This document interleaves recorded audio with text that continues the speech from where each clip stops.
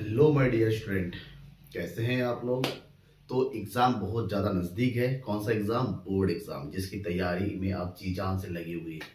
और उसी तैयारी को पक्का करने के लिए मैं आपके लिए लेकर आया हूँ रिवीजन सीरीज। मतलब चैप्टर वाइज हर एक चैप्टर के इम्पोर्टेंट टॉपिक को कवर करेंगे और उस चैप्टर से मोस्ट इम्पॉर्टेंट जो क्वेश्चंस होते हैं उसको भी हम कवर करेंगे। पहले चैप्टर को एक फास्ट वे में रिवाइज कर लेंगे। आज हम कौन से चैप्टर को पढ़ने वाले हैं?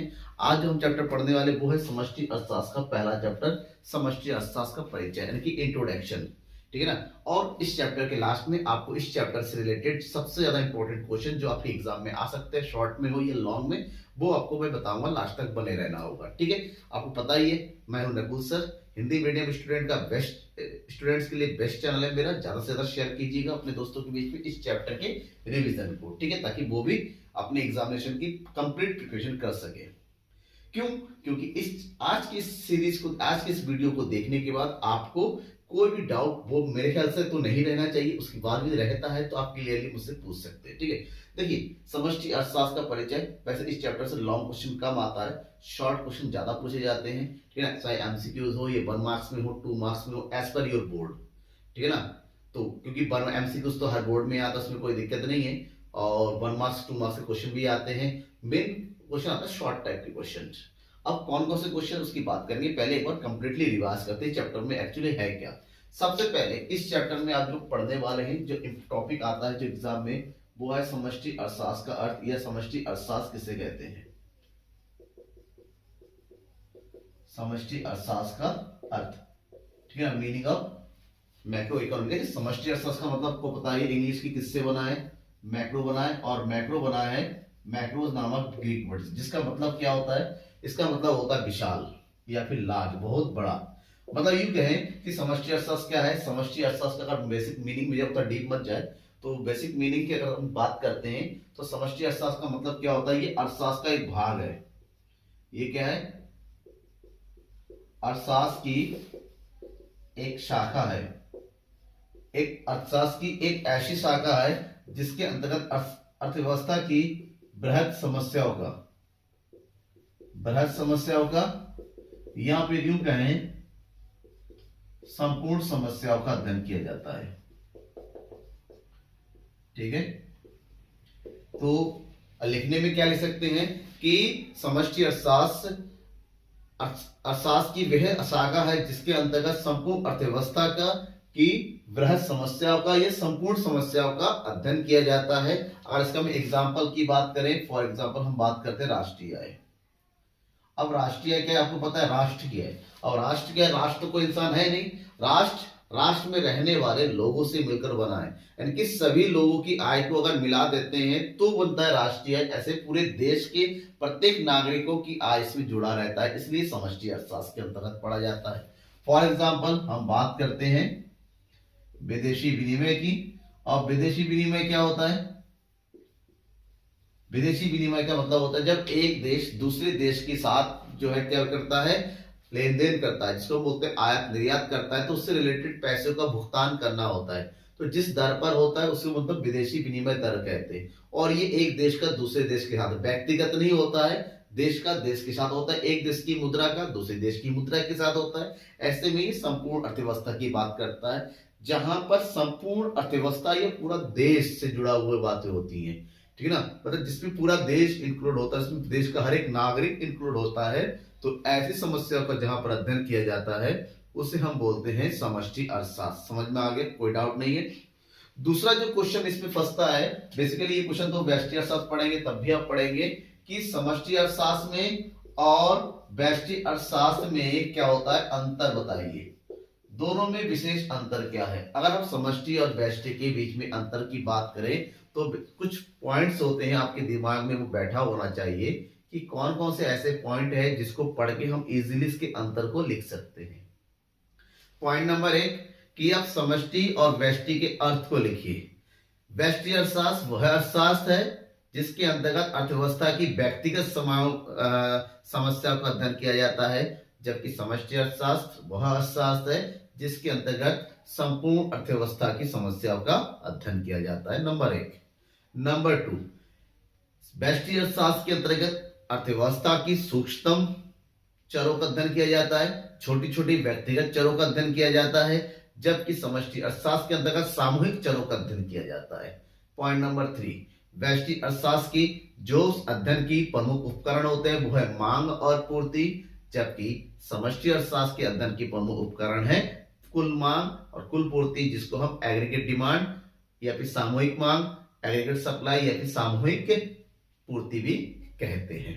ठीक है, व्यष्टि अर्थशास्त्र के अंतर्गत ये धारणा होती है कि अर्थव्यवस्था के अंतर्गत पूर्ण रोजगार की स्थिति बनी हुई है, क्योंकि यहाँ पर एक बार में एक व्यक्ति के बारे में पढ़ा जाता है जो कि रोजगार यानी पूर्ण रोजगार की अवधारणा पर ये संबंधित है, जबकि समष्टि अर्थशास्त्र के अंतर्गत अर्थव्यवस्था में अपूर्ण रोजगार की स्थिति मानी जाती है।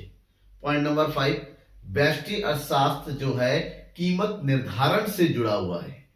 व्यष्टि अर्थशास्त्र के अंतर्गत वस्तु की कीमत का निर्धारण होता है, जबकि समष्टि अर्थशास्त्र के अंतर्गत कीमत सिद्धांत की बात होती है, सामान्य कीमत सिद्धांत की बात करते हैं इसके अंतर्गत। समझ में आ गया? अब उसके बाद इसके उदाहरण को लिख देना है। व्यष्टि अर्थशास्त्र के उदाहरण है जैसे एक उपभोक्ता, एक उत्पादक, एक वस्तु की कीमत का निर्धारण आदि। और समष्टि अर्थशास्त्र के उदाहरण तो मैंने बताया है, जैसे राष्ट्रीय आय हो गया, विदेशी विनिमय हो गया, ये सब समष्टि अर्थशास्त्र के उदाहरण है। समझ में आ गया? ये इस चैप्टर के पूछे जाने वाले सबसे इंपॉर्टेंट क्वेश्चन है, सबसे इंपॉर्टेंट टॉपिक है। ठीक है, इसमें कोई दिक्कत नहीं। अब समष्टि अर्थशास्त्र के अंतर्गत आगे अगर पढ़े तो समष्टि अर्थशास्त्र के महत्व के बारे में भी पूछा जाता है। समष्टि अर्थशास्त्र की महत्व का मतलब क्या होता है आपको समझना पड़ेगा कि अगर इसके हम महत्व की बात करते हैं, इसका मतलब होता है इसका इंपॉर्टेंस कहाँ कहाँ इसका जो है प्रयोग होता है। सबसे पहली बात, समष्टि अर्थशास्त्र का प्रयोग होता है आपका किसके लिए? राष्ट्रीय आय के मापन के लिए। ठीक है ना, राष्ट्रीय आय मापन में के प्रयोग किया होता है। दूसरा, देश की मुद्रा एवं बैंकिंग, ठीक है ना, के नियोजन के लिए। ठीक है ना। तीसरा होता है रोजगार सिद्धांत, देश में रोजगार की स्थिति क्या है, रोजगार का निर्धारण क्या होता है, मजदूरी दर क्या होगी, इन सब का निर्धारण जो है कहां पर होता है? रोजगार सिद्धांत के अंतर्गत किया जाता है, जो कि समष्टि अर्थशास्त्र का एक विशेष भाग होता है। ठीक है ना। देश में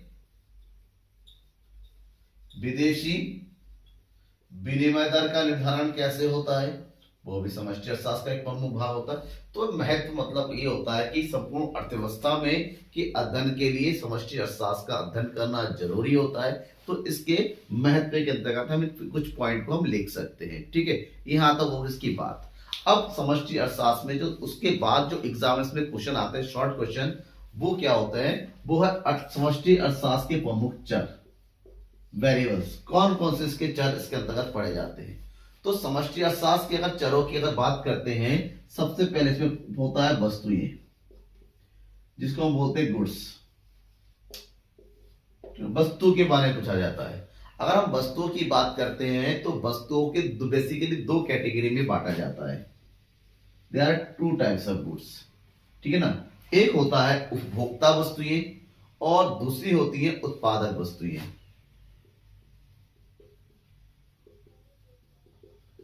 उपभोक्ता वस्तुएं और दूसरी क्या है?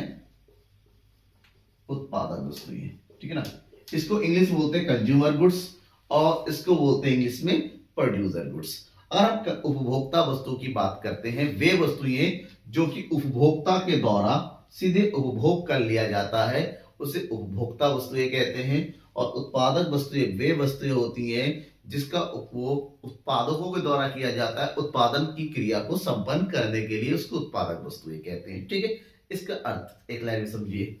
अगर हम उपभोक्ता वस्तुओं की बात करते हैं, ठीक है,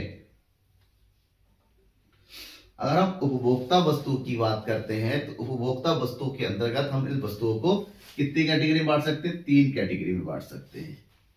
ठीक है, कौन कौन सी कैटेगरी होती है? इसमें होती है आपकी टिकाऊ वस्तुएं, फिर आपकी अर्ध टिकाऊ वस्तुएं और उसकी बात होती है गैर टिकाऊ वस्तुएं। टिकाऊ, अर्ध टिकाऊ और गैर टिकाऊ।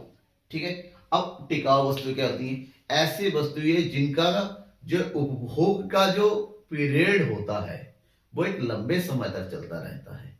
लंबे समय का मतलब होता है, फॉर एग्जाम्पल ये बोर्ड मैंने रख दिया है, ठीक है ना, व्हाइट बोर्ड है। अब ये व्हाइट बोर्ड अगर है, इसका यूज मैं कई सालों तक कर सकता हूँ। फॉर एग्जाम्पल एक मोबाइल है जिसका यूज मैं कई सालों तक कर सकता हूँ, टीवी है, फ्रिज, मतलब ऐसी वस्तुएं जिसका उपभोग बार बार होता है और लंबे समय तक होता रहता है, उसे हम टिकाऊ वस्तुएं कहते हैं, क्योंकि इसकी जो जीवन की अवधि होती है ना, समय अंतराल होता है, वो लंबा होता है। जबकि दूसरा अर्ध टिकाऊ वस्तुएं, ऐसी वस्तुएं जो बहुत ज्यादा लंबे समय तक भी ना चले लेकिन जल्दी उसका जो है यूज भी खत्म ना हो जाए, ठीक है ना। इसका मतलब ये बीच की वस्तुएं होती है। फॉर एग्जाम्पल अगर कपड़ों का एग्जाम्पल लेते हैं, आप पहनो, हो सकता है कल खराब हो जाए, हो सकता है कुछ कपड़े ऐसे भी हो कई साल तक चल जाए। तो ऐसी वस्तुएं जो खराब भी जल्दी हो सकती है और कुछ समय तक बनी भी रहती हैं, ठीक है ना, जिसका लाइफ पीरियड जो होता है कुछ महीनों से लेकर कुछ साल तक हो सकता है, उसे हम अर्ध टिकाऊ वस्तु कहते हैं। सबसे बड़ा एग्जांपल है इसमें कपड़े, स्टेशनरी आइटम्स वगैरह। नेक्स्ट है गैर टिकाऊ वस्तुएं।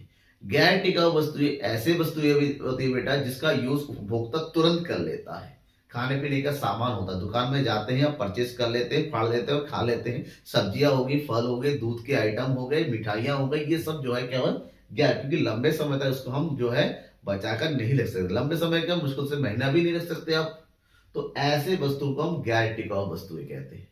दूसरी तरफ होती है उत्पादक वस्तुएं। ऐसी वस्तुएं जो उत्पादों के द्वारा उत्पादन प्रक्रिया में प्रयोग की जाती हैं। अगर हम उत्पादक वस्तुओं की बात करेंगे तो इसको थोड़ा और डिटेल से जाना पड़ेगा कि उत्पादक वस्तुएं कितने प्रकार की होती हैं, कैसी होती हैं, क्योंकि इसके बारे में एग्जाम में अक्सर पूछा जाता है। उत्पादक वस्तुओं के बारे में ध्यान में रखिएगा। अंतर ही पूछा जाता है कि उपभोक्ता वस्तु और उत्पादक वस्तुओं में क्या अंतर है, आपको ध्यान में रखना पड़ेगा कि उत्पादक वस्तुओं में पता चल गई।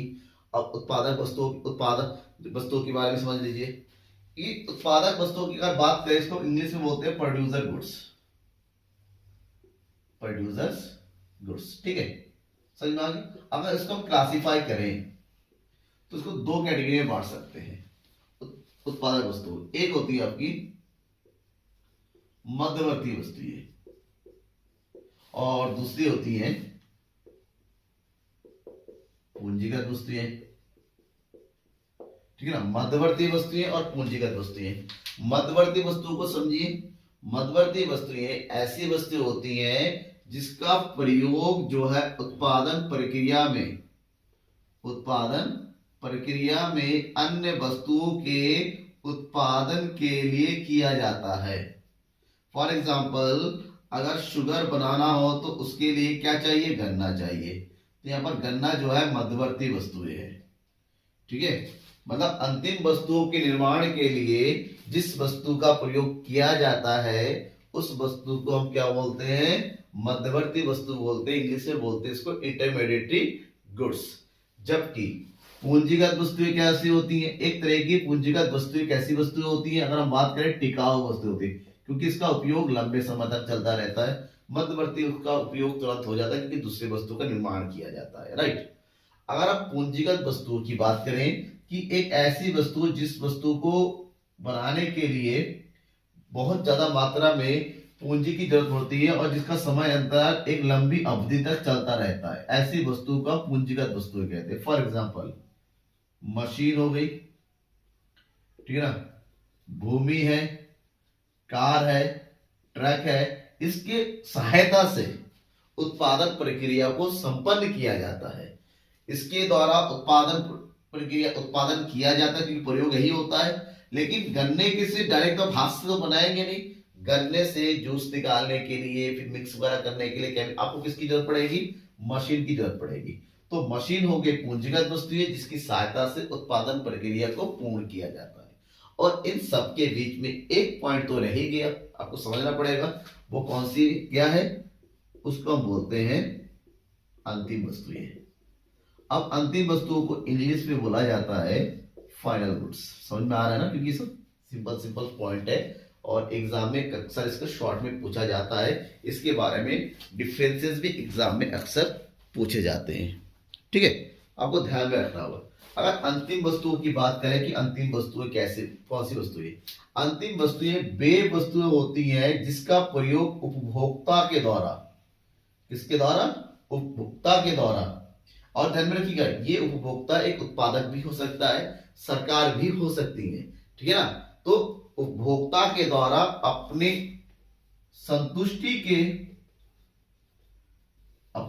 संतुष्टि के लिए वस्तु का उपभोग कर लिया जाता है तो उसे अंतिम वस्तु कहते हैं। अब इसका प्रयोग पुनः मध्यवर्ती वस्तु के रूप में नहीं होता है। जैसे बिस्किट बनके तैयार है, दुकान में आप बिस्किट खरीदते हैं तो क्या करेंगे, उससे कोई दूसरा सामान तो बनाएंगे नहीं, ठीक है ना, फाड़ेंगे खा लेंगे, तो वो अंतिम वस्तुएं हैं। ये मार्कर है, दुकान से मैं परचेज कर लिया, अपने यूज के लिए यूज कर रहा हूं, तो ये अंतिम वस्तुएं, मतलब वे वस्तुएं जिसका उपभोग उपभोक्ता के लिए अपने प्रयोग के लिए किया जाता है, अपनी संतुष्टि के लिए किया जाता है, अपनी आवश्यकता की संतुष्टि के लिए किया जाता है। ऐसे वस्तुओं को हम अंतिम वस्तुओं के नाम से क्या जानते हैं। और ऐसे वस्तु का पुनः प्रयोग के लिए, पुनः उत्पादन प्रक्रिया में इसका उपयोग नहीं होता है। एग्जाम में अंतिम वस्तु और मध्यवर्ती वस्तु के बीच में अंतर आता है, तो लिख सकते हैं मध्यवर्ती वस्तुएं वे वस्तु होती है जिनकी सहायता से अन्य वस्तुओं का उपभोक्ता, ये अभी उत्पादन प्रक्रिया में होती है, जबकि अंतिम वस्तु उत्पादन प्रक्रिया से बाहर हो चुकी होती है और उपभोक्ता के द्वारा प्रत्यक्ष उससे उपभोग किया जाता है, ठीक है। ये तो हो गए वस्तुओं के बारे में। अब थोड़ा सा और आगे बढ़ते हैं। वस्तुओं को समझ लिया, अब वस्तुओं को समझने के बाद हमें पढ़ना है अर्थव्यवस्था के क्षेत्र, अर्थव्यवस्था के क्षेत्र के बारे में, जिसको हम बोलते हैं क्या चीज, सेक्टर्स ऑफ इकोनॉमी। बहुत ज्यादा एग्जाम में पूछा जाता है इसके बारे में, शॉर्ट में, क्योंकि लॉन्ग तो इस चैप्टर से आते नहीं है, तो शॉर्ट में पूछा जाता है। तो सेक्टर्स ऑफ इकोनॉमी की अगर बात करें, किसी भी इकोनॉमी की जो सेक्टर्स होते हैं, इसको चार के टाइप में बांटा गया है।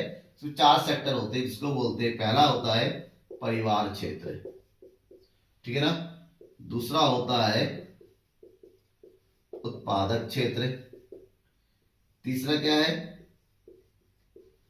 सरकार, और फोर्थ नंबर है आपका शेष विश्व। तो अर्थव्यवस्था के ये चार प्रमुख क्षेत्र, उत्पादक क्षेत्रों की बात नहीं हो रही, उत्पादक क्षेत्र की अगर बात कहा जाए तो अब तीन क्षेत्र कहेंगे, प्राथमिक क्षेत्र, द्वितीयक क्षेत्र और तृतीयक क्षेत्र, ठीक है। यहां पर हम अर्थव्यवस्था की क्षेत्र की बात कर रहे हैं, और अर्थव्यवस्था की क्षेत्र की बात होती है तो ये चार क्षेत्र है। परिवार का काम क्या होता है, किस क्या करना, उपभोग करना, ठीक है ना। उत्पादक क्षेत्र का काम क्या करना, वस्तु और सेवाओं का उत्पादन करना, यानी कि क्या करना, उत्पादन करना, उपभोग करना, उत्पादन करना। सरकार का कार्य क्या होता है, सरकार का कार्य जो होता है प्राथमिक क्षेत्र और उत्पादक, इन दोनों को क्या करना, दोनों की सुरक्षा का कार्य करना, साथ ही साथ उपभोग करना और देश के विकास के लिए कार्य करना, लॉ एंड ऑर्डर को मेंटेन करना, कानून व्यवस्था को संभालना, ये सरकार का क्षेत्र होता है। और शेष विश्व का काम होता है क्या करना, आयात और निर्यात को संपन्न करना, ताकि इन तीनों क्षेत्र का उपयुक्त तरीके से विकास हो सके, शेष विश्व के साथ सामंजस्य बना के रखा जा सके और देश की विकास की गति को आगे बढ़ाया जा सके। तो यह है अर्थव्यवस्था के प्रमुख क्षेत्र, एग्जाम में अक्सर पूछा जाता है, आप इसके बारे में जान सकते हैं। इसके अलावा जो और एक पॉइंट है अर्थव्यवस्था के क्षेत्र के अलावा, सेक्टर्स, इसको बोलते हैं अंतर क्षेत्रीय प्रभाव, अंतर क्षेत्रीय प्रभाव। अंतर क्षेत्रीय के प्रभाव का मतलब होता है जो अर्थव्यवस्था के क्षेत्र है वो अकेले अकेले काम नहीं कर सकते, ये क्षेत्र आपस में मिले जुले होते हैं। फॉर एग्जाम्पल परिवार क्षेत्र और उत्पादक क्षेत्र आपस में मिले हुए होते हैं, ठीक है ना। सरकार अपने आप काम नहीं कर सकती है और बिना इन तीनों के शेष विश्व का कोई काम नहीं होता है, मतलब एक दूसरे के साथ इंटरप्रेट होते हुए एक दूसरे की सहायता से कार्य करना ही अंतर क्षेत्रीय प्रभाव होता है, ठीक है ना। अंतर क्षेत्रीय प्रभाव को हम दो कैटेगरी में बांट सकते हैं, उसके बारे में हम थोड़ा सा और पढ़ेंगे। अंतर क्षेत्रीय प्रभाव के बारे में जानना जरूरी था, क्योंकि एक नंबर में 2-3 बार मैंने देखा इस क्वेश्चन को पूछा गया है। तो अंतर क्षेत्रीय प्रभाव के बारे में हम क्या समझ गए, मतलब उत्पादक देश के अर्थव्यवस्था के जो क्षेत्र है, जब वो आपस में सामंजस्य होते हैं, एक दूसरे की सहायता से कार्य की अपनी अपनी गति को आगे बढ़ाते हैं, तो उसे हम अंतर क्षेत्रीय प्रभाव के नाम से जानते हैं, ठीक है। ये समझ में आ गया आपका अंतर क्षेत्रीय प्रभाव के बारे में। अब एक दो पॉइंट और बताता हूं जो आपके लिए जानना जरूरी है। एक होता है निवेश, इन्वेस्टमेंट। निवेश क्या होता है? निवेश का मतलब क्या होता है? निवेश का मतलब होता है एक ऐसा व्यय, ठीक है ना, किसको बोलते हैं? पूंजीगत स्टॉक की वृद्धि के लिए किया गया व्यय। ऐसा व्यय जो पूंजीगत पदार्थों की यानी पूंजीगत स्टॉक को क्या करते? बढ़ाए, उसे निवेश कहते हैं, ठीक है ना। एक लाइन में समझ में आ गया? फॉर एग्जांपल आपने अगर कहीं पर बिल्डिंग बनवाया है, आपने दुकानें लगा दी, आपने बिजनेस खोला, आप लैंड परचेस कर रहे हैं, तो ये सब पूंजीगत पदार्थ होती है। अगर इन सब पर आप पैसा लगा रहे हैं तो उसे हम निवेश कहते हैं। तो ऐसे में जो निवेश होता है, निवेश के दो अंग होते हैं। निवेश के अगर अंग की बात करें, दो तरह के निवेश होता है, ठीक है ना। एक होता है आपका क्या? स्थिर निवेश, और दूसरा होता है आपका परिवर्तनशील निवेश।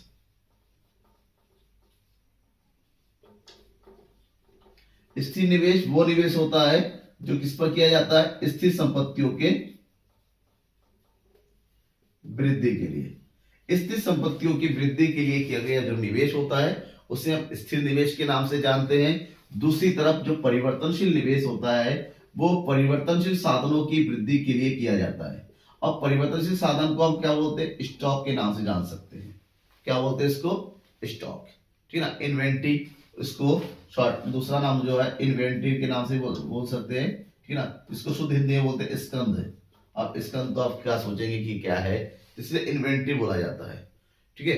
अब इन्वेंट्री को तीन कैटेगरी में बांट सकते हैं, वो आपको उतना ज्यादा डिटेल में जाने की जरूरत नहीं। फिलहाल इतना समझिए कि निवेश के दो होते हैं। एक होता है स्थिर निवेश जो कि स्थिर संपत्ति जैसे मशीन, ठीक है ना, भूमि, बिल्डिंग, ट्रक वगैरह, फर्नीचर वगैरह की वृद्धि के लिए किया जाता है। जबकि स्टॉक की वृद्धि के लिए कौन सा स्टॉक? जो जैसे कच्चा माल हो गया, अंतिम वस्तु होगी, इन सब की वृद्धि के लिए जो खर्च किया जाता है, व्यय किया जाता है, उसे हम परिवर्तनशील निवेश कहते हैं, ठीक है। अब इसके बाद अगर निवेश में एक पॉइंट और समझना है कि निवेश के प्रकार कितने होते हैं। निवेश के अगर प्रकार की बात करते हैं, निवेश के प्रकार, ठीक है ना, टाइप्स ऑफ इन्वेस्टमेंट। अगर निवेश के प्रकार की बात करते हैं तो निवेश के दो प्रकार होते हैं। एक होता है आपका सकल निवेश, ठीक है, सकल निवेश, और दूसरा होता है शुद्ध निवेश, ठीक है। सकल निवेश और शुद्ध निवेश। तो सकल निवेश और शुद्ध निवेश को समझने के लिए इसके बीच में एक शब्द होता है जिसको समझना जरूरी है, वो होता है मूल्यह्रास। बहुत नाम सुना होगा आपने। मूल्यह्रास को हिंदी से बोलते हैं क्या चीज? डेप्रिसिएशन। कॉमर्स वाले तो अच्छे से जानते हैं इसको, डेप्रिसिएशन। मूल्यह्रास का एक और नाम है जिसको बोलते हैं स्थिर संपत्तियों का उपभोग, या फिर स्थिर संपत्तियों को बोलते हैं अचल पूंजी का भोग की भी नाम जान सकते हैं, ठीक है। अब है क्या? मान लीजिए फॉर एक एग्जांपल के साथ समझिए, आप एक घर खरीदने के लिए जा रहे हैं। घर खरीदने के लिए जा रहे हैं, घर का मालिक जो कह रहा है कि घर की कीमत जो है कितनी है? 25 लाख कुल मिला के, कह रहा है कुल मिला के इसकी कीमत जो है 25 लाख है। तो अगर जो 25 लाख वो बोल रहा है ना, वो सकल निवेश है। मतलब आप जो अगर 25 लाख कहते हैं, ठीक है 25 लाख तो वो सकल निवेश है, वो उसकी घर। क्यों? क्योंकि वो घर में आप अगर देखेंगे, घर की कुछ खिड़कियां टूटी हुई होंगी, खिड़की जो है घर की जो है कलर्स बेकार होंगे, कलर दीवारें चटकी हुई होंगी, जिसके प्लास्टर करने की जरूरत है, फर्श से उखड़ी हुई होंगी। तो उसके अलावा मतलब उसकी जो टूट फूट होता है, जो बेकार टूट फूट है, उसको अगर इसमें से मान लो 2 लाख का मूल्य घटा देते हैं तो एग्जैक्ट कितना बचता है? 23 लाख। तो ये जो 23 लाख होता है ना, इसको बोलते हैं हम शुद्ध निवेश। मतलब सकल मूल्य वो होता है जिसमें मूल्यह्रास जुड़ा हुआ रहता है, और शुद्ध मूल्य वो, शुद्ध निवेश वो होता है जो मूल्यह्रास को घटाने के बाद फिर पैसा आ जाता है, ठीक है ना। ये दो चीज आपको समझना है। इतना समझ में आ गया निवेश के बारे में और मूल्यह्रास के बारे में, ठीक है, राइट। कोई डाउट तो नहीं है? यहाँ तक नहीं होना चाहिए, क्योंकि इसके बाद जो मैं पॉइंट बता रहा हूं वो मोस्ट इंपॉर्टेंट पॉइंट है, आपको इसके बारे में जानना है। बस ये है कि आप ज्यादा से ज्यादा शेयर कीजिए अपने दोस्तों के बीच में भी, और उनको बोलिए कि क्लास के साथ डेली जुड़े, ठीक है ना। डेली, ठीक है ना, शाम को 5 बजे के आसपास वीडियो प्रीमियर होगा। आप इसको सर लाइव जुड़ सकते हैं, अपने डाउट्स को पूछ सकते हैं, ठीक है ना, आपको ध्यान में रखना होगा। तो समष्टि अर्थशास्त्र के अंतर्गत जो नेक्स्ट जो मोस्ट इंपॉर्टेंट टॉपिक है वो क्या होता है, आय का चक्रीय प्रवाह। आय का चक्रीय प्रवाह, इंग्लिश में बोलते हैं क्या चीज, circular flow of income. Circular flow of income, देखिए किसी भी अर्थव्यवस्था में जो उत्पादन कार्य संपन्न होता है ना, वो किससे होता है, वो होता है उत्पादन के साधनों से।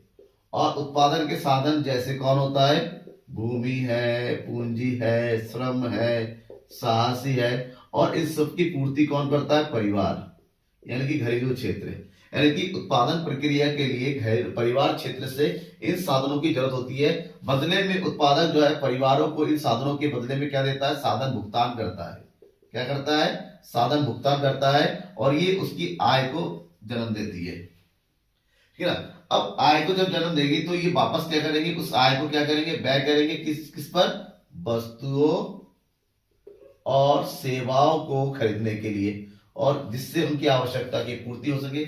जैसे वस्तुओं सेवाओं की वो लोग खरीदारी करेंगे तो ऐसे में वस्तु सेवाओं का मतलब होता है इससे उत्पादन प्रक्रिया तेज होगी। और उत्पादन प्रक्रिया को बढ़ाने के लिए दोबारा जो है यहाँ पर इनका मतलब होता है कि फर्मों से परिवारों को और परिवार से फर्मों के बीच में साधनों का, साधन सेवाओं का, भुगतान के बीच का एक रिलेशन होता है, जिससे उत्पादन प्रक्रिया जन्म होती है। जैसे उत्पादन प्रक्रिया होती है उससे उत्पादन से रिलेटेड भुगतान होता है, जिससे किसकी प्राप्ति होती है, लोगों को आय की प्राप्ति होती है। और वो आय जो है पुनः वो लोग क्या करते हैं, व्यय करते हैं किस पर, उनको परचेस करने के लिए, अपनी आवश्यकताओं की पूर्ति के लिए। जैसे वो व्यय करते हैं, जैसे उत्पादन को दोबारा वो पैसा लग जाता है, दोबारा उत्पादन प्रक्रिया शुरू होता है। इस प्रकार से इनके बीच में एक चक्र सा चलना लगता है, और उत्पादन प्रक्रिया में इसी चक्र का चलना ही आय का चक्रीय प्रवाह होता है। आय के चक्रीय प्रवाह को हम जो है कई तरीके से समझ सकते हैं। बेसिकली आपके एग्जाम में जो पूछा जाता है ना, द्विक्षेत्रीय प्रवाह होता है, यानी कि टू सेक्टर मॉडल। तो दो क्षेत्रीय जो प्रवाह होता है ना, उसको समझने के लिए अगर हम आय के प्रवाह को कितने प्रकार होते हैं, इसके दो प्रकार होते हैं, समझिएगा। अगर आय के चक्रीय प्रवाह के प्रकार को समझे, दो प्रकार होता है। एक होता है इसमें मौद्रिक प्रवाह, जिसको बोलते हैं मनी फ्लो, और दूसरा होता है वास्तविक प्रवाह। वास्तविक प्रवाह जिसको बोलते हैं हम रियल फ्लो। अब हमें वास्तविक प्रवाह और मौद्रिक प्रवाह को भी समझ लेना चाहिए। इसलिए समझ लेना चाहिए क्योंकि हो सकता है इससे रिलेटेड क्वेश्चन आपसे पूछ लिया जाए, ठीक है ना। आय के चक्रीय प्रवाह का ही एक बहुत ही अहम हिस्सा है ये। तो अगर हम मौद्रिक प्रवाह की बात करें, सबसे नंबर 1, सॉरी पहले वास्तविक प्रवाह की बात कर लेते हैं, समझने में आसानी रहेगी। वास्तविक प्रवाह, वास्तविक प्रवाह जो है अर्थव्यवस्था के जो सबसे इंपॉर्टेंट जो सेक्टर होता है, यानी कि कौन, परिवार, और दूसरी तरफ कौन होता है, उत्पादक, यानी कि फर्म। इन दोनों के बीच के प्रभाव होता है। इसमें क्या होता है, परिवारों से फर्म को उत्पादन प्रक्रिया को पूर्ण करने के लिए साधन दिया जाता है। साधन मतलब इनको दिया जाता है भूमि, फिर इनको दिया जाता है पूंजी, इनको दिया जाता है श्रम, और इनको दिया जाता है साहसी, जो उत्पादकों को कहां से मिलता है, परिवार से मिलता है। इन सब का प्रयोग करते हुए उत्पादक क्या करता है, उत्पादक जो है अंतिम वस्तुओं एवं सेवाओं का निर्माण करते हैं और परिवारों को उपलब्ध कराते हैं। तो इस प्रकार से जो है क्या कहते हैं, फिजिकल आइटम्स का, भौतिक वस्तुओं का, सेवाओं का एक दूसरे के साथ आदान प्रदान नहीं करता, क्या होता है, वास्तविक प्रवाह होता है। तो वास्तविक प्रवाह के बाद जो दूसरा पॉइंट होता है मौद्रिक प्रवाह। मौद्रिक प्रवाह यानी कि मनी फ्लो। यहां पर भी अगर हम परिवार की बात करते हैं, दूसरी तरफ होता है उत्पादक, परिवार और उत्पादक। अब परिवार वाले क्या करते हैं, जो वस्तुओं सेवाओं का प्रयोग करते हैं, बदले में इनको क्या करते हैं, मौद्रिक भुगतान करते हैं। मौद्रिक भुगतान कहते हैं, मतलब मुद्रा के रूप में भुगतान करते हैं। जैसे इनके पास पैसा जाता है उत्पादकों के पास, उत्पादक क्या करते हैं, इनके बदले में जो साधन किया था उनका साधन का भुगतान करते हैं, मतलब मुद्रा के रूप में जो लेन देन होता है परिवारों और उत्पादकों के बीच में, उसको हम मौद्रिक प्रवाह के नाम से जानते हैं। समझ में आ गया। अब इन दोनों के चीज को अगर हम कंबाइन कर देते हैं तो वो होता है द्विक्षेत्रीय प्रवाह, यानी कि जिसकी हम बात कर रहे थे। कैसे? जैसे एक तरफ हम लिखते हैं परिवार को, दूसरी तरफ हम लिखते हैं फर्म यानी कि उत्पादक को। ठीक है, तो हम चक्रीय की प्रवाह की बात करें तो यहां पर क्या होता है, साधन, और परिवार से इनको क्या आता है, वस्तुएं एवं सेवाएं, वस्तुएं एवं सेवाएं। बदले में परिवार वाले क्या भुगतान करते हैं, इनको बढ़ते हैं मौद्रिक भुगतान, मौद्रिक भुगतान, और फर्म से परिवारों को आता है साधन भुगतान, साधन भुगतान, और इसको बोलते हैं आय का चक्रीय प्रवाह का द्विक्षेत्रीय मॉडल। ठीक है, समझ में आ गया। यहाँ पर कोई डाउट है जरूर पूछिएगा आपको। तो इस चैप्टर के ये सबसे इंपॉर्टेंट टॉपिक्स हैं जो मैंने आपको बताया है। ठीक है ना, आपके एग्जाम में बहुत ज्यादा इंपॉर्टेंट है। अब बात करते हैं कि इस चैप्टर्स के कौन कौन से क्वेश्चन और किस किस तरह से पूछा जाता है। जैसे कि मैंने पहले शुरू से बताया, इस चैप्टर की जो सबसे इंपॉर्टेंट क्वेश्चन होता है समष्टि अर्थशास्त्र किसे कहते हैं, उसकी प्रमुख विशेषताएं नोट करके रखिएगा। नंबर 2 समष्टि अर्थशास्त्र और व्यष्टि अर्थशास्त्र में अंतर। नंबर 3 समष्टि अर्थशास्त्र के दो या कोई भी 2 या 3 इसके किसके बारे में महत्व के बारे में पूछा जा सकता है। नंबर 3, ठीक है, निवेश क्या होता है, निवेश के प्रकार, आय के चक्रीय प्रवाह मोस्ट इंपॉर्टेंट है, नोट करके लिखिए, 100% आने की गारंटी है। आय के चक्रीय प्रवाह और आय के चक्रीय प्रवाह के द्विक्षेत्रीय मॉडल इस चैप्टर के सबसे ज्यादा इंपॉर्टेंट क्वेश्चंस है जो एग्जाम में पूछे जाते हैं। तो जरूर बताइएगा कमेंट बॉक्स में कमेंट करके कि आपको आज की क्लास कैसी लगी। उस हिसाब से आपको कोई डाउट है या फिर कहीं पर कुछ क्वेश्चंस पूछने हैं, किसी तरह की कुछ और सजेशन आपको देना है, तो मैं आपके सजेशन की वेलकम करता हूं कि नेक्स्ट क्लास में उस चीज को मैं बिल्कुल ध्यान दूं ताकि आपकी हर एक चीज को मैं कवर कर सकूं। आपके सजेशन बहुत जरूरी है। नेक्स्ट वीडियो होगा चैप्टर नंबर 2 राष्ट्रीय आय के लेखांकन से, और उस चैप्टर के कौन कौन से ऐसे आपके कंफ्यूजन से जो आप जानना चाहते हैं वो कमेंट बॉक्स में या व्हाट्सएप ग्रुप में व्हाट्सएप करके जरूर है। वो चैप्टर कौन सा होना चाहिए, राष्ट्रीय आय के लेखांकन से रिलेटेड होना है, जिसकी आपकी कमेंट की, आपके सजेशन की मुझे जरूरत है ताकि नेक्स्ट वीडियो की नेक्स्ट लेक्चर में उसको इंक्लूड कर सकूं। Thank you everyone. ज्यादा से ज्यादा शेयर कीजिए, और हाँ, सब्सक्राइब नहीं किया है आप लोगों से किसी ने भी तो सब्सक्राइब जरूर कीजिए कि आने वाले एग्जाम्स के लिए इकोनॉमिक्स आपके लिए इजी हो जाए। Thank you everyone.